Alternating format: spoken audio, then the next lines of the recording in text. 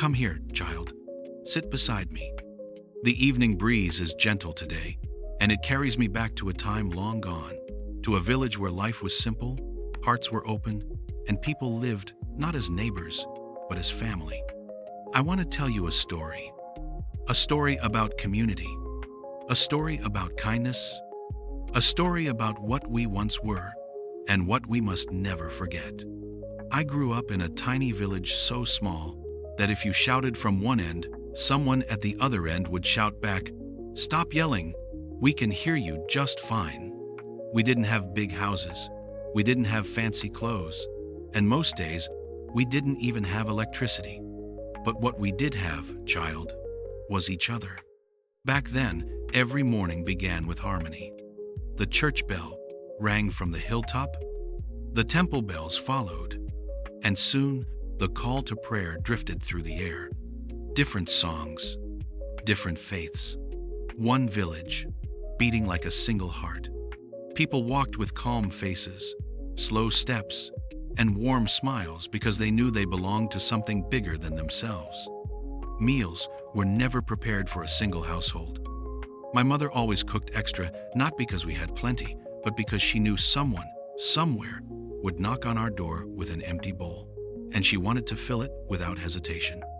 If one house cooked rice, another brought lentils. If one household had vegetables, the next shared their bread. That was our grocery store, the hands of our neighbors. You ask Grandpa, were people never selfish? No, child. Selfishness grows only in lonely hearts, and our village had no space for loneliness. But there came a time when life tested us. We faced a drought so severe that even the earth began to crack.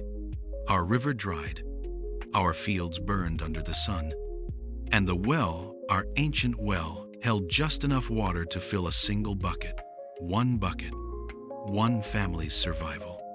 And the whole village gathered around it, every man, woman, and child. You could have heard a leaf fall in that silence. My father and another elder stood at the edge of the well. Both needed the water. Both had families waiting at home. And both stepped back at the exact same moment. "You take it," one said softly. "No, brother, your home needs it more," the other replied. That was the moment, child, when I learned the true meaning of community. Because everyone stepped back. Everyone refused to take more than they needed. Everyone chose another family over themselves. And then something unbelievable happened. The village decided, from this day on, every drop will be shared equally. Not by wealth, not by religion, not by age, but by humanity. And in the days that followed, no one slept thirsty. No child cried for water. No elder begged for a sip. When we worked together. When we cried together. And when we celebrated, even in the toughest times, we celebrated as one. I still remember how we built houses in those days. No construction company. No hired workers. Just neighbors, friends, families, coming together. One group mixed clay. Another cut bamboo. Women cooked big pots of food. Children ran back and forth carrying tiny cups of water. We didn't build homes. We built memories that still stand, long after the walls have crumbled. And the day our cow fell sick, I learned something even deeper. Our cow, Roddy, was the only source of milk for our home. Medicine was too expensive. We didn't know what to do. Before my father could even speak, villagers arrived. One brought herbal medicine. One brought coins. One brought warm food. One brought prayers. And just like that, our fear disappeared. Our cow survived. And our hearts grew stronger.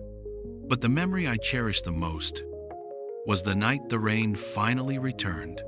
After months of drought, the sky opened and poured blessings upon us. People rushed outside laughing, crying, turning their faces upward. Muslims, Hindus, Christians, rich, poor, every hand raised toward the heavens. No one cared who stood beside them. Because rain doesn't choose, and neither did we. That night, child, the sky wasn't the only thing that was full. Our hearts were overflowing too. Now listen closely, because this is the reason I tell you this story. Today, people have tall buildings, but no neighbors. They have bigger tables, but smaller hearts. They have more technology, but less time. More wealth, but weaker connections. My village had none of that.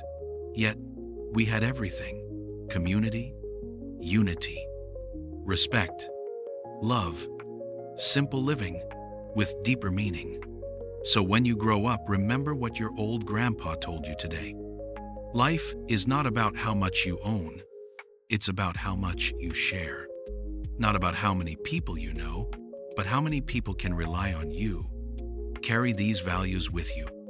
Carry a little piece of my village in your heart, and live your life in a way that makes the world softer, kinder, warmer. Because, child, a community is not built with money. It is built with people. A home is not built with bricks. It is built with love. And a life is not measured by success. It is measured by compassion. Remember that. And someday, tell your own children this same story. Let it live on.